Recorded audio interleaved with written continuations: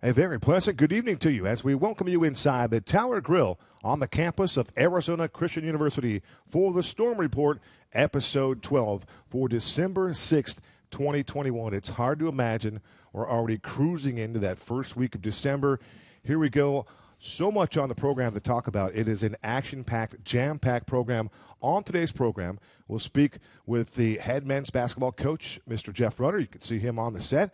We'll have Jeff Rutter join us on the program, and we'll discuss a weekend of Golden State Athletic Conference basketball in the GSAC Conference. ACU, the number 6 team in the country, went 1-1 over the weekend, and we'll talk about the play over the weekend, and of course we'll talk about this big game coming up here on Thursday night inside the Faith Center in Surprise, ACU in Ottawa. So we'll have a conversation with Coach Rutter about that, and then we'll talk to some of the Hoopers themselves. Angelo Johnson joins us on set with Robbie Wilson. Those guys will be on the program here on the Storm Report in our second segment. And we'll also take it to the mat. We'll get into some wrestling here. Coach Butterfield is going to join us on the program, as well as Jacob Viera. So all of that upcoming here on tonight's show. Without further ado, my broadcast partner, my co-host of the program is Ed Cole. E-Money. Ed Cole, welcome in. KD, good evening. Coach Rutter, good evening. Thanks for having me. Jeff Rutter joins us on the set. Congratulations, Coach. We began our festivities, I think it was, was it Thursday night or Saturday? One of the two. It's kind of a blur right now, but our athletic director, Dr. Pete Dreyer, gave you a commemorative ball, and congratulations to you on your 200th win. The ball was in commemoration of your 200 collegiate wins, and so that was kind of a big deal. Congratulations to you. I know you're kind of got ho-hum stuff like that, but it was your time in the, you had a little moment in the sun right there, Coach. Yeah, appreciate it. That was back from the Antelope Valley game, and then we've been on the road since, so catching back up to that one, but yeah, I appreciate it. It was nice. What was the ball? Was there any kind of insignia on it? Did the kids sign it, or what was Guys presented to you? signed it, commemorating the game, picture is nicely done. Cool. First class, Good Dr. deal. Dreyer. Dr. D knows how to get it done, no doubt about that. Well, let's go back to Thursday night. GSAC play. You've had a great road trip. You went back to Florida. We're going to talk to Angelo about him, his homecoming. But the GSAC conference, I always boast as a broadcaster that it is arguably one of the best conferences in all the country in the NAIA level. And this year's GSAC conference is going to prove to be the exact same way. There's just talent runneth over, and it started with Westmont. You played those guys toe-to-toe Thursday night. They were unbeaten at 8-0 when you took the floor, and, boy, they gave you your money's worth on our home court. Yeah, like you said, I think the conference is up this year. I think there's 7 teams that probably deserve to be in the top 30, top 35, and I don't think, I think there's probably an 8th that's right there as well. I don't think anyone's emerged as the dominant team. I think we're in the mix, and I think all 6 of those probably feel like they are as well, so it's going to be a good race. The Florida trip was really good for us in a lot of ways. I think we just out there spending time together, and I think we grew as a team, and our chemistry, continued to improve. So I think there's a lot of good with it. I think there were some challenges going back, just figuring out with my assistant coaches. We hadn't really practiced for about 2 weeks.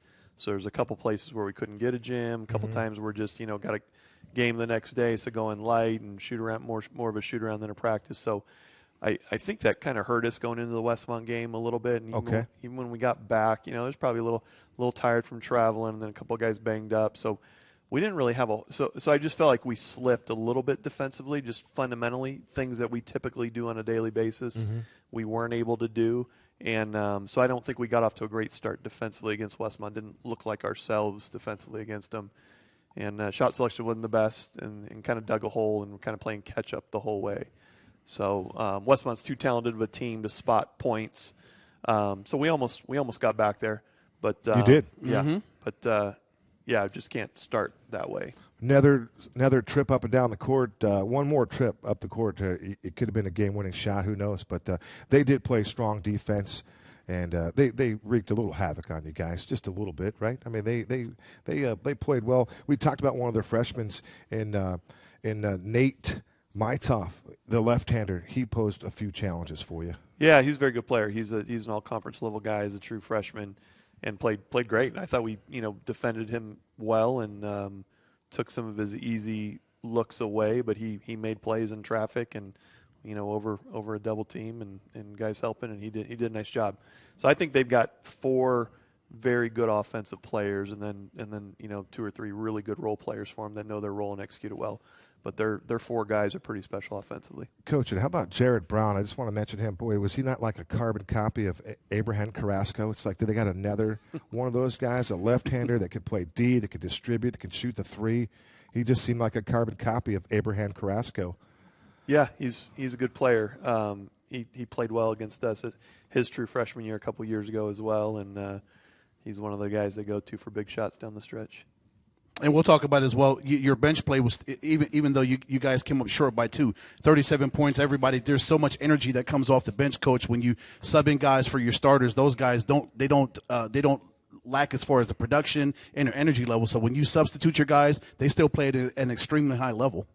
Yeah, I think that's our great strength this year is our depth and our bench, and there's not a lot of drop off in terms of ability to score, and some of the guys off the bench are specialized in one area or the other. We feel really good about our starting group and their experience and their ability to defend. But I think we got 10, 11 guys that can be double figure type guys if given the minutes. So we don't necessarily aren't reliant on our starting 5 to score big, although they're capable. But guys like Dom Gonzalez and Paul Hayden and Xander's coming off the bench. Yeah, Marcus Green. And Marcus has emerged. Yeah, Darius. I mean, it's a good, talented group that can really carry the load when we need it. And they got us back in that game, hit some shots, and really helped us quite a bit. Love the athleticism of Marcus Green. Saturday, he was going in for a double pump stuff, got whacked pretty good there, but that was on its way to being pretty. You guys might recall that, the double pump. But either way, he wasn't able to get there. But I got to say, Kevon Williams he answers every challenge that you possibly could give him. I don't know what he does in practice. I would imagine he is a tireless worker in practice. But when he comes out to play basketball, he brings you everything. He does it on both ends of the floor. And when he scores, it's like a bonus because I don't think we really ask him to be a scorer. But when he can score as well as anybody, like you just referred to. If there's anybody on that team who can do that. But he's a lockdown defender, and he just provides a spark, Coach. Yeah, he's been really good in some big moments where we've had some injuries in the past and things, and he got a bigger opportunity, and he's always done well in those. He was really good on Thursday. He was. He's worked on his shot. He's shooting the ball well. He's really, really intelligent basketball. Very good passer. He can 5 dimes in that game. Yeah, and what I love about him is he's a true coach on the floor. He knows where everybody should be. Mm-hmm. I can put him in any position, and he can go out and execute and tell you what they're going to do. And he can remember scouting reports from 2 years ago what Westmont ran, and we say the name, and he still knows it. Like he's got a great memory for those types of things. So that can be disruptive, but I think he's playing really well. That cerebral approach, gotta like it. Yes, Coach. When you're facing adversity and your team's not playing well like you did in the first half, you're down 10 to Westmont. As far as adversity, what have you learned about your basketball team that you guys can rally back and they respond to you when you give them instruction, and when they're amongst themselves, they can coach and rally each other up as well. So these young men can get together and rally together, listen to you and your coaching staff, and kind of get this thing kind of situated a little bit. Yeah, I think we're a confident group. I'm really confident in this group. I think we're, can compete with anybody we play against. And, I think our game at Loyola Marymount showed that. There was no fear. Like, we felt like we could compete with them, and we were genuinely disappointed when we didn't win. Like, we expected to win that game. So I don't ever think there's disbelief. I think there's sometimes we're hard on ourselves, right, and don't, from a player standpoint, don't live up to our expectation in that and can get down on ourselves. So we just focus on, we call it 4 hands, getting together, a quick huddle, encourage each other, lift each other up, just focus on the group, not so much like down, I turned it over, I missed a shot, or I did this, but really just focus on the group. And so I in the Westmont game, I think I probably said in a timeout, like we know we're down 10, 12, 14. We know we're going to go on a big run, like we just are, and we're confident in that. But just to focus on staying together and staying together and staying together, and good things are going to happen. Coach, you guys got it done on Saturday. back in the win column. Just looking at this game on paper for just a moment, you thought, okay, if Masters comes in here and gives the Firestorm their best effort and pins another loss on them, it's possible that ACU could start off 1-3 in the conference, and you weren't going to allow that to happen. You defend your home floor once again. We talk about the improvement from Thursday night to Saturday night, whatever happened in those meetings, and perhaps a short walkthrough on practice on Friday, but you clearly turned up the dial defensively. 14 steals in that game. I don't know if Masters knew what was hitting them there in that first half, because you came at them in waves of pressure, and you guys were able to hold them off in an entertaining basketball game. Yeah, it was a good one. Masters, another very good team, national tournament team. I think our message on Friday was really just get back to being ourselves, and that is, good pressuring defense, but really there to help each other and swarm around. If someone does get beat, we're going to be there to help each other and rotate out of it. And I don't think we did that as well Thursday, but we were back to that looked more like us defensively, where our three starting guards can really disrupt what teams are doing while not gambling and keeping them in front. And that's pretty unique, where they can, a lot of teams can either sit back and protect the key or go out and pressure knowing they're going to get beat. And at times we've got the ability to be really disruptive up front there. So that was just, we just had a better effort right from the start. I thought we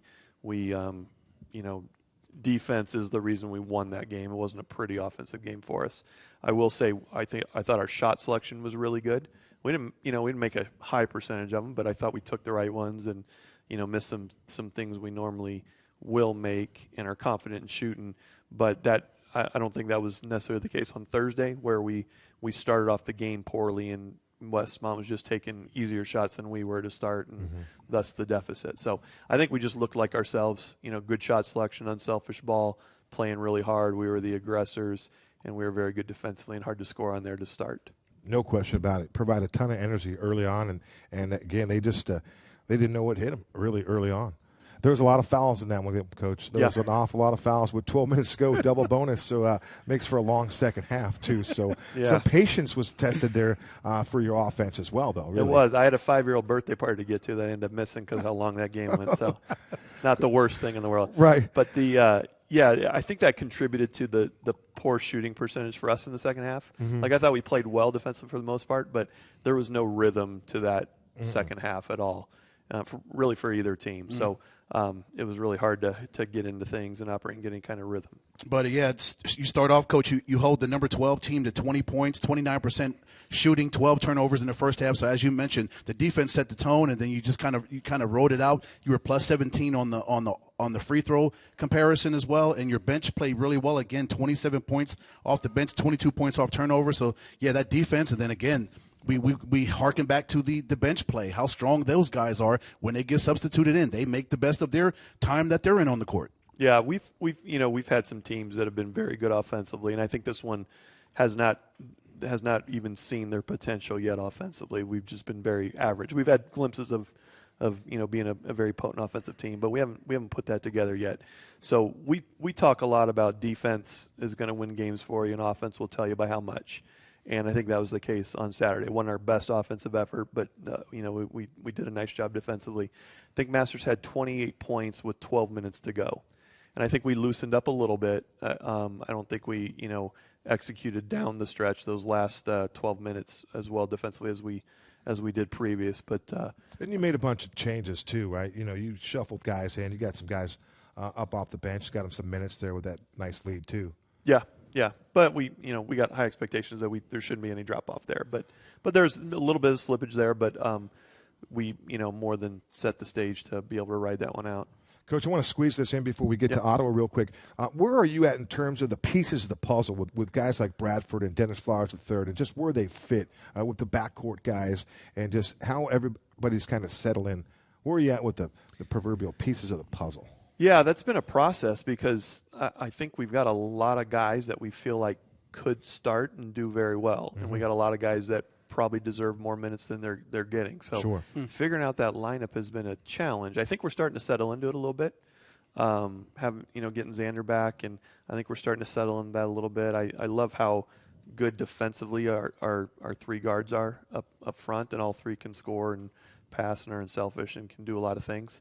And then Robby and Bryce are, among the best front courts in the conference, and both can go inside out and, put the ball on the floor and do some things there too. So we're starting to settle into that a little bit. The lineup coming off the bench has been a challenge. Who's coming in, and I think we're starting to get a rotation that I think it's helpful for the guys to have some dependability. They know when they're going in, right? What's expected of them. Determined roles, if you will, right? Yeah, I think we're starting to get there. So, but I mean, these first 12 games, I've been searching. Right. You could tell that you're still working on that, and I knew that it was going to be a long answer, but we could tell that there's still you might try this one there and say, let's move this over here. That's not quite fit. We're going to do this, just like you're building a puzzle. But you guys get the drill at home. It's the Storm Report, episode number 12. We're talking with head coach Jeff Rutter of the number 6 team in the country, ACU basketball. Coach, it's Ottawa. That we say nothing else. It's the Ottawa spirit inside the Faith Center on Thursday night. You guys are 9-0 against them, and that's pretty cool. So you continue to stay undefeated. I think we're almost 29-0 against Arizona programs. But this is a different game. Matt Keeley's has got a good basketball team, maybe his best team that he's had since he's been the front man there. And he appears to be has a healthy basketball team, and they're much improved.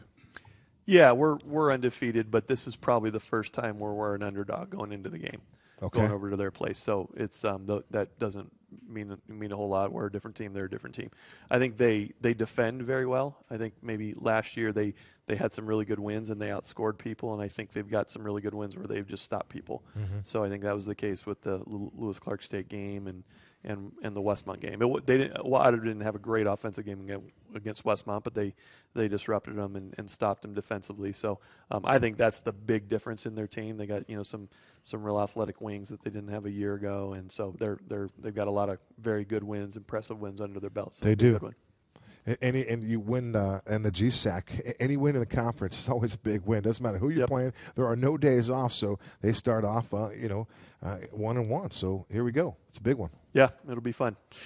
And Coach, being on the road for like the last 3 weeks, being road warriors, does that kind of serve you well, knowing, okay, we've got to go on the road, even though it's over the surprise. It's not as far a trip it is to Florida, but still, it's another road trip for us. We've already been road trips. We've already went to Florida, went 3 straight there, so we just need to go to surprise and handle business again on the road.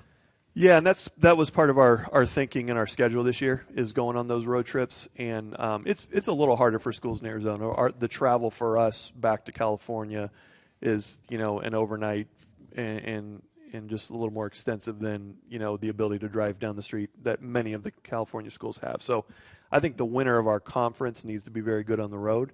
So we wanted some of that experience. I think we're 5-1, 6-1 maybe on the road. 4-1, I believe. 4-1. So so we wanted to go get tested and go to Florida, go to LMU, go play over at SAGU, wherever we can get a good road game and in a unique environment, see some new looks, and to prepare us for games like this on Thursday where we gotta go away from home. That's from the man in charge. That's head coach Jeff Rutter. We appreciate Jeff joining us on the Storm Report. We're going to keep it round ball. We're going to talk to Angelo Johnson and Robbie Wilson straight ahead on the Storm Report. Don't go away.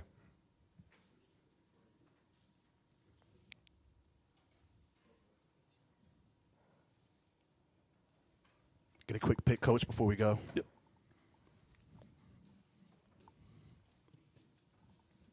Thank you, sir. Got to do that social media thing, of course,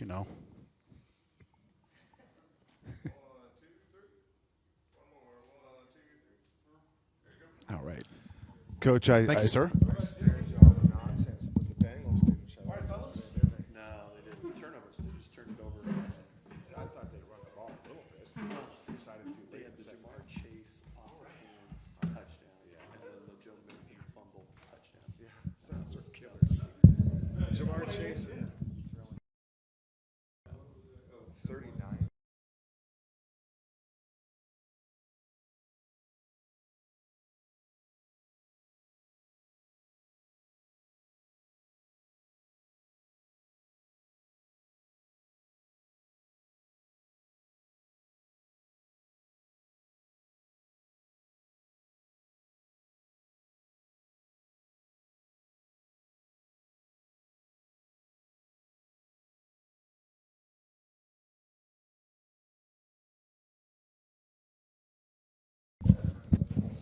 All right, cool.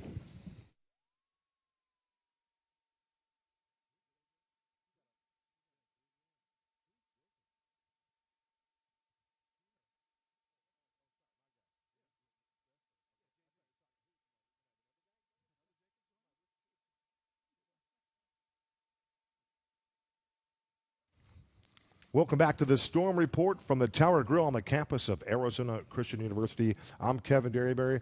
On the other side, that's Ed Cole, Easy Money. And then joining us on the set is AJ, Angelo Johnson, and Robbie Wilson, RW, I like to say. First of all, Angelo, I want to start with you. Do you realize that your first basket of the year was your 300th career point? How about it, man? How about it? 300 points in your career here.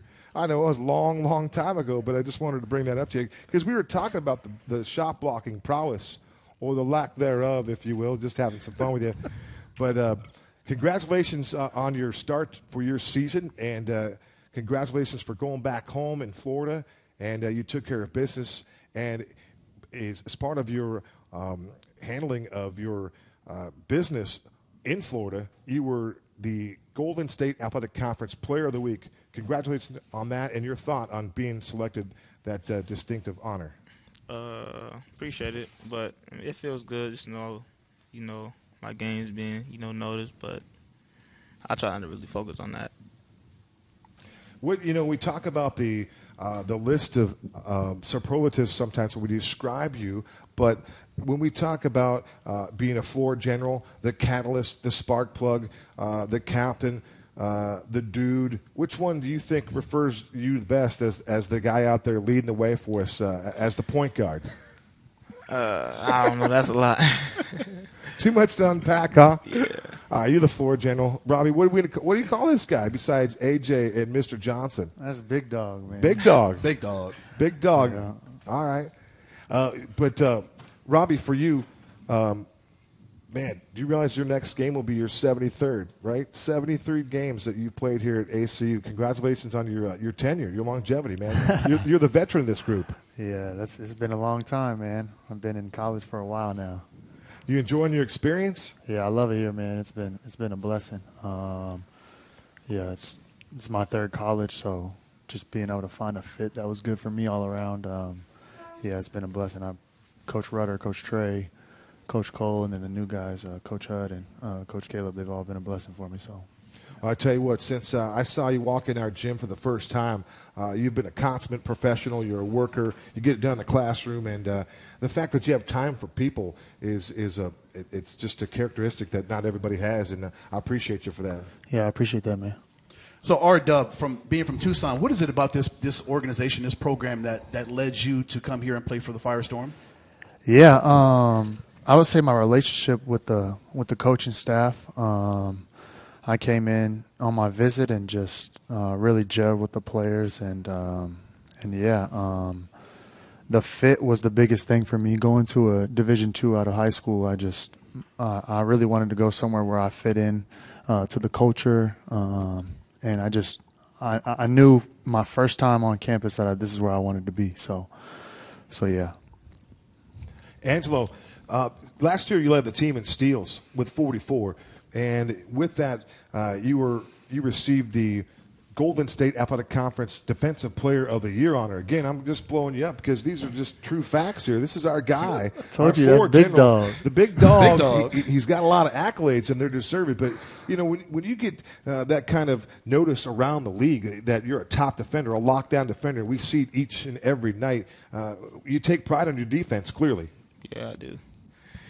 It's not really too much pressure. I just really go in and try to, stop my defender from doing whatever he's good at, and whatever my team needs me to do, I'll step in front and play defense on whoever. And AJ, that defense that you play, how does it rub off on everybody else? Because everybody sees you and they say, okay, well, if AJ can play at this level defensively, I know I've got to step my game up and I've got to be able to play at that same level, if not exceed what AJ does defensively. Yeah, they probably just the energy and see the energy I do and to stop my guy, and it just swarms around, make them do the same as well. AJ, you hear this the term or the question is asked, what makes you go? What makes you tick? For you, what is it that inspires you about this great game of basketball? I see you working in the gym. I know you're one of those guys that's working when nobody's watching, and you hold yourself to the highest of accountability. You are a perfectionist. You could probably go 9 for 10 from the floor and have 40 points, 10 assists, 12 steals, and still say, man, I should have hit that last shot. I know you're a perfectionist, but take us through that, man. Just never being satisfied, I guess. Just even though it's accolades here and there, make sure I'm still looking at the bigger picture. And I can never get too happy with yourself. Yeah. And also having the continuity that you have with your brothers, of course, R-Dub and all your other starters and everybody that comes off the bench. We talked to Coach Rutter about the strength that your bench has and how you guys are kind of working together and you're figuring out, what ticks, what kind of combinations of players work, and just having that relationship. That's got to be something too as you continue to build this thing. You're in Game 12 and you're continuing to build this relationship with each other. Yeah, it's tough. It's having to learn how certain players work in certain areas, know when they like to be out on the court in certain time periods and where to catch the ball at and stuff like that. It's really tough. Robbie Wilson, you need 3 rebounds to have 450 in your career. You also need 53 for 500 boards at ACU. That's something that I'll tell you about the numbers. We broadcast with the numbers. We're a numbers freak. It's part of the process, man. But it's great to enlighten you guys when you have no idea what kind of success that you've had. It's pretty impressive, to say the least. But you need 216 points throughout the rest of your season if you could get that to reach 1,000 in your career as a big guy. And that's saying something at Arizona Christian, Robbie. Yeah, that's I didn't know that at all. I got it easy, man. This dude gives me the ball, and I'm either open or I'm not, and so I'm shooting it or I'm not. But yeah, I missed some open ones for him this year. I owe him a couple of assists. We talk about it all the time. So I came out of the game last game. I owed him 2. So. You simplify this game to either I'm open or I'm not. That's it. We talk about being cerebral and what some of these guys bring to the table, and you just 50-50. Yeah, it's none of that. It's either I'm open or I'm not. Yeah, I mean, it's all or nothing, right? Right, Rob? Yeah. But people really complicate the game. I think it's really simple. It's just, especially for me, like for AJ, it gets a little bit more difficult. He got to be a little bit more cerebral. So. You can definitely think the game, but there's a difference between overthinking and playing. You know what I mean? So I think it's easy to just go out there and you know what I mean? You're open or you're not, or you're guarded or you're not. But yeah, I think the less thinking, the better in basketball. So I always like to simplify the game. Like you say, they overthink it. They have so many amazing attributes to add to the game as far as X's and O's and percentages and numbers and schematics, and it's like just make more shots. Just hit shots, and this game is a simple game, right? But Angelo, you get up in the air, and there a lot of times you would appear to be in no man's land. But quite frankly, Wayne Gretzky in hockey used to play his best hockey from behind the net. See, they called it Gretzky's office. When you are up in the air, underneath the goal, that's when you're doing your best work. You're distributing the basketball. Tell me about you getting up in the air and then these wraparound passes and the showmanship that you play the game with, styling and profiling as you do what you do. I don't know. I don't really get into that thought, but I know it's like I try to find like the little seams and cracks, and I'll try to find people wide open. I just really trust that my teammates be in this position they be in, and they be there. So I just make the right pass. So Robbie, when he goes, he's the blur. You know, we had Shane Carney that you played with, right? I thought Shane Carney was fast. This guy has a step on Shane, I think. Yeah. And but when he's underneath the basket, you've got to have your head on, otherwise, you're going to miss out on an opportunity. Yeah, playing with AJ. I mean, like you said, Shane was really good, but playing with AJ, if you're not open, you're open. Like, you always got to be ready for the ball. He may not be looking at you, but he sees you. I promise you. Mm-hmm. So It's been a blessing playing with AJ, man. His vision is elite. So you said, he's jumping through the air, but it's with a purpose. He's not doing every bounce, every step. He's doing it with a reason or a rhyme. So yeah. Dude, you guys now have the ability to get your own endorsements, right? So you need to go see Charles Schwartz at the Laser Eye Schwartz Center. Laser Eye Center, And yeah. that guy needs to be rolling out some checks for you because your court vision is off the charts, right? That's sick, that ill vision. Someone's got to write you a check. We need to start working on that. We'll talk about being your agent a little bit here later. But, Ed, what else do you have? Yeah, AJ, your ability to just create and just do crazy things like on the court, you just make up stuff and be creative and innovative. Like, how do you think for every game, like a Westmont or the Masters? Do you kind of look ahead and say, okay, I may have this for Westmont, or I may have this. I'm going to pull this out of my bag. I'm going to pull this bag out of this trick out of my bag and have this for the Masters. Not really. Like whenever the time is right, that's what it's gonna be. Really, I'm not trying to thinking two moves like that. So whenever it come to mind, just like natural instinct. Does your mind just go blank sometimes, and your body just takes over, and you're like, okay, here we go. And do you marvel at yourself after some of the stuff that you do? Like, did I really do that? Not too often because I try to work on that behind closed doors. So Okay. it'll make it seem like it's once every time play, but that's a normal thing to me, I guess. Quick story before we finish up with these two guys right here. Way back in the day, my brother, he ran into a big tree, and he went smack head onto that tree and racked his dome up pretty good. He had a big old gauze bandage around his head. I'll never forget this when he came home from the hospital. Last time I saw this guy right here on the court, he had that similar type of gauze bandage around his head, and I'm thinking, man, if I didn't know any better, I'd say he got clubbed in the dome somewhere along the line. I saw you without the bandage on. I could tell that you got stitched up. What happened to you, and are you 100% going into Thursday's game? Yeah, I'm 100%. I just I caught an elbow on the bid coming down. Okay. Full force, right on top of my forehead. To where you needed some stitches, right? Yeah, 7 stitches. 7 stitches. Wow. Who caught you? Was that in the Westmont game, or was that on the road trip in Florida? It was on a road trip in Florida against St. Thomas. Okay. He came back in and won us the game, man. Yeah, by 1 point. That's phenomenal. Warrior. Yeah. Angelo Johnson, the reigning Golden State Athletic Conference Defensive Player of the Year and the Player of the Week, for that matter. This guy next to me is an all-G-SHAC performer. That's Robbie Wilson. Guys, thanks for being on the Storm Report this week. Continued success, and let's go get a dub and make it 40-0 and 10-0 against make it 40-0 against Arizona Schools, 9-0 against Ottawa. Dubs all around. Winners win. Yeah. Appreciate it for having me. You got it. Angelo Johnson, Robbie Wilson. Don't go away. We're going to take it to the mat. And by the way, I don't know about what you guys think. If you're into biscuits, like a flaky golden brown biscuit, but it's always better with butter. And that's what's next. We need butter. What is this? We got Butterfield coming up next. We're going to talk a little wrestling. Where Take is it he to the going mat. with this? That's what we're doing. Where you We're going with this, taking KD? it to the mat. Michael Butterfield straight ahead.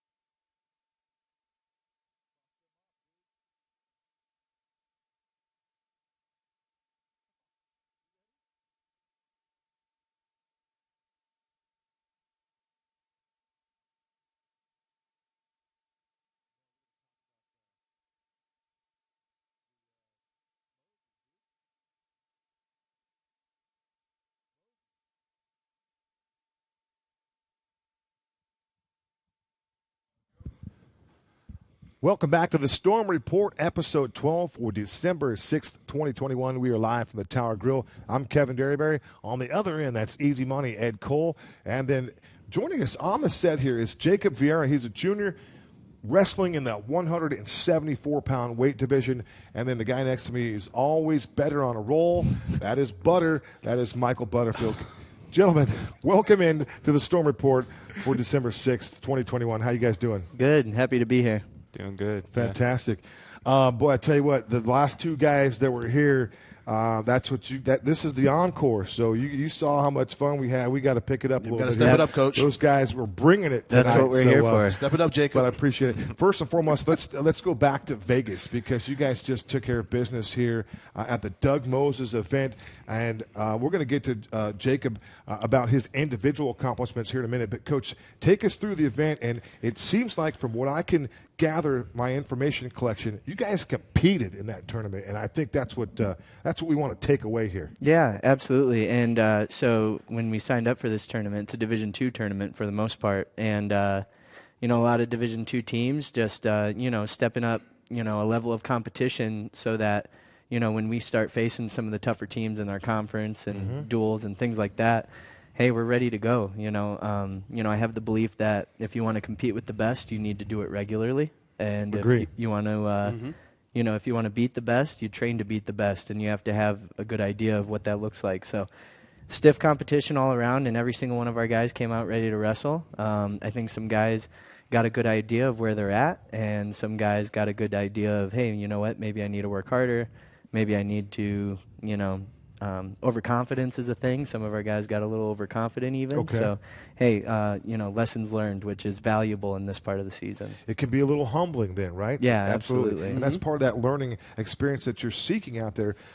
Coach, the individual success is one thing, but you were trying to get all of your guys on the map, so to speak, each and every one of your guys' individual success, and then it will ultimately be team success. But for Jacob's situation, that 174-pound weight class, as you mentioned, you're playing up above, right? You're playing teams that are more than likely better than you guys are, more talented wrestlers, at least as far as in division.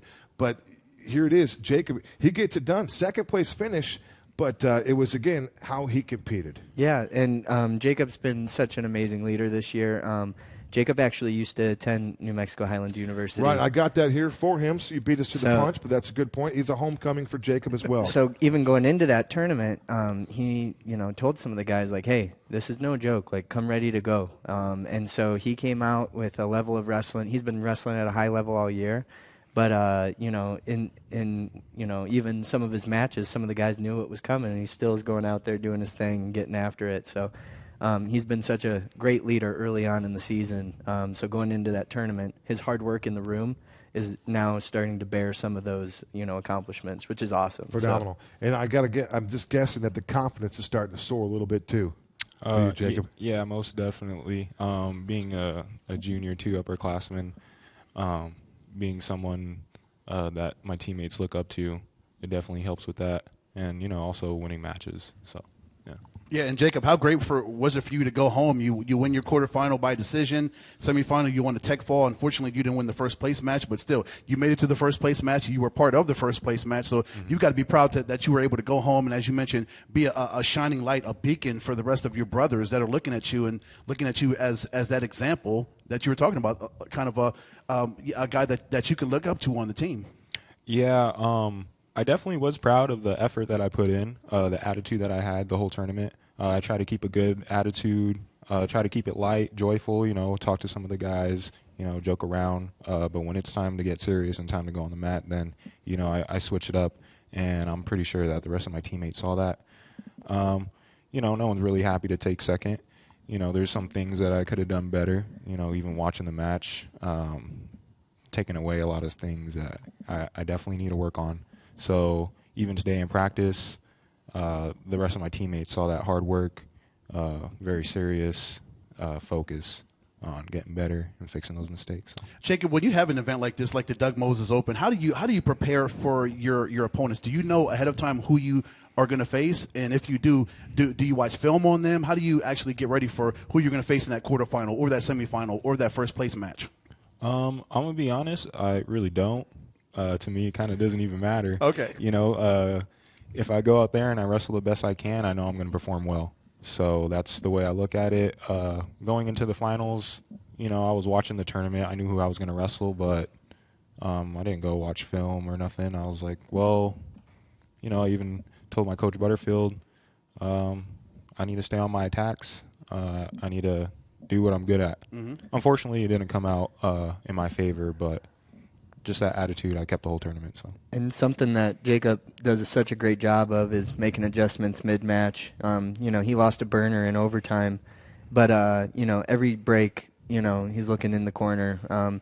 There was an overtime match a couple weeks ago where he looked in the corner and, we made one adjustment and boom, he goes out and does it and finishes the match. So even just in terms of being coachable, a lot of times looking at brackets can kind of get almost in your head a little bit, like, oh, this guy's ranked this or this or this, and to a certain degree, it's important to get those wins and know who you're facing. But at the same time, everybody has a name and a face, and you just got to go out and wrestle. So Jacob does a great job at that. And that is really cool that you and your guys can have that kind of visual kind of relationship and communication. That when Jacob looks at you and you give him a signal, he knows. Yeah, I'm pantomiming a lot because headgear is hard to hear in. So, yeah.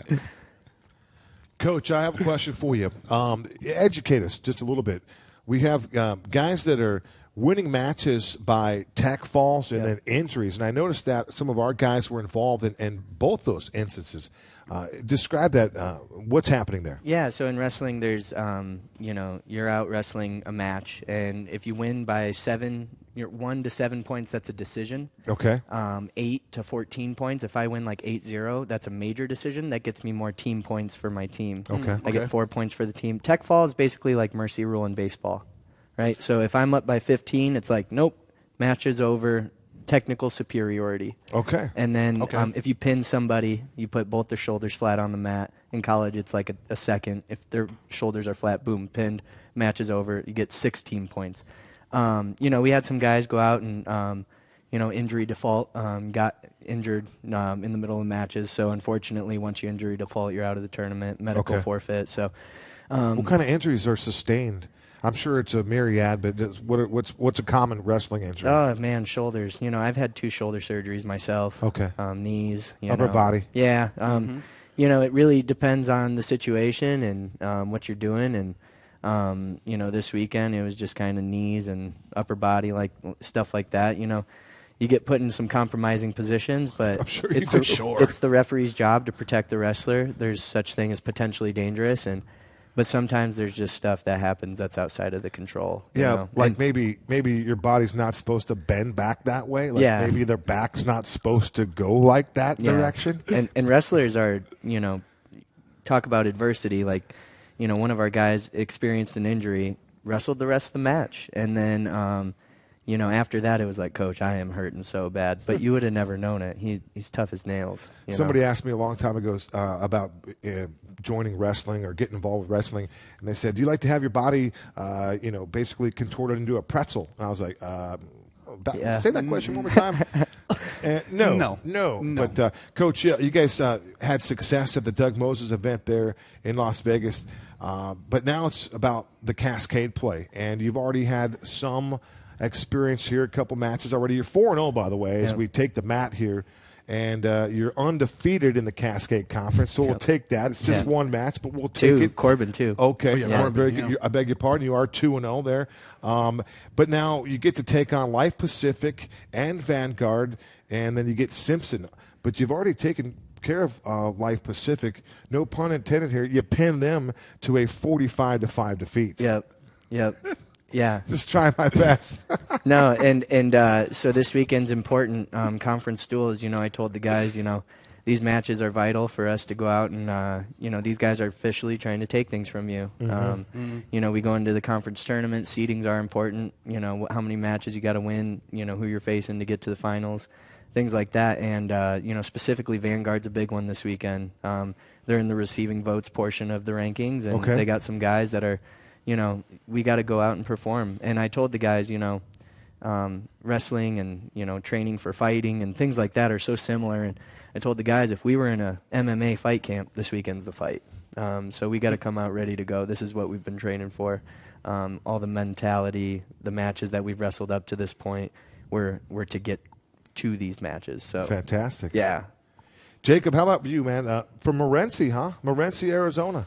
Yep, little small town. Little about 4 small hours town. away. Yeah. Amazing wrestling out there. I bet there is. I bet. We just did a football game for them a couple weeks ago where their Morenci football team in the 2A conference was in the state championship game. So that small community resonates in a lot of different sports other than just football, but wrestling too. Yeah, most definitely a little small town, a bunch of great coaches. Shout out Coach Woodall. Yep. Yeah, it's a little small town in the middle of nowhere, and just a bunch of kids like to work hard. So did it make it easy for you to get to New Mexico Highlands, and how did that whole how did that whole dynamic take place, going from there to here to ACU? I love the change. I left for a reason. I don't want to put anyone down, but I came over here and experienced a lot of great things. I love the school. Love my team. That's one thing that was a big change, was just the teammates and the dynamic that I had with that family. So I'm glad that I'm here. I enjoy every second of it. Good. I have friends, hang out with them, wrestle with them, work hard. So love it. I always say, kids get 35, 40 offers, and it's a big deal. And they social media, IG, it gets crazy. You need one offer and one fit, and that's what you just said. That's the key word right there, the fit. And we're glad that you are a fit here at Arizona Christian University. It's pretty cool. Yeah, me too. And to follow up on your fit, Kevin, talk about your relationship with Coach B. I know this is his first year. He's still getting acclimated to the program. How has your relationship been with Coach B and his coaching staff? Yeah, I love Coach B. He's my coach. I listen to him. If he tells me to run through a brick wall, I'll run through that brick wall. That's how it should be with every coach. If not, then you're not doing it right. So, I talk a lot of wrestling with him, talk a lot of other stuff with him, so we do have that connection, and I'm grateful for that. Yeah. And that makes your job easier, doesn't it, Coach B? Oh, yeah, no. And once again, Jacob being an upperclassman, I told him this weekend, we've had a lot of conversations even about, like, hey, where are other guys on the team? And something I really appreciate about Jacob is, he's here to work, and he's here to get better, and he's here to, we got goals, and we're going to work towards them. And, sometimes actions speak louder than words, and him going out and being successful this weekend, I told him this weekend, like, hey, that doesn't go unnoticed by everybody. So I appreciate him, and he's doing a great job. And like I said, something I really enjoyed this weekend was, just seeing the guys as a team, going and staying in a hotel, getting that dynamic down a little bit. Man, they're a good group. We have a really great group. You can tell that you're fond of your team and that you're proud of, even just in a short time. You've only been here 1 year, and that you can see the inroads you're making. You can see the ground that you're gaining here, and it's pretty cool about your preparation. My last one for you, Jacob. AJ, I hope I'm saying this right, Alicia and Angel, your family, maybe you want to just give them a little shout-out. Perhaps they didn't know you were going to be on the boob tube tonight here on the Storm Report, but maybe you want to give your folks and your family at home a shout-out. Yeah, definitely give AJ a little shout-out. My brother just graduated from the Navy, sister's in the Army. Oh, congratulations. So, I hope I see him soon. Love you guys. Mom and Dad, too. Love you. So. That's Jacob Viera, and this is Michael Butterfield, 4-0 right now in the Cascade. 2-0 in the Cascade, 4-0 overall, and we've got a huge match coming up here. And when is that match exactly? This Saturday at Life Pacific. Saturday on the road. So you take. And then we go to the Desert Duels the week after that, and those will be some big matches. Back for us in too. Vegas again, right? That's the other Vegas. The other Vegas. Not New Mexico, Nevada. Yeah, the actual one. No. That's going to do it for this edition of the Storm Report. Special thank you to all of our guests, head coach of the men's basketball program, Jeff Rutter, AJ Johnson, Robbie Wilson, and, of course, our guys on the set right now, Jacob Viera, and the head coach of the wrestling program, Michael Butterfield. For my broadcast partner, Ed Cole, for Tim Gosen and Robert Nielsen, I'm Kevin Derryberry. Until next time, so long for now.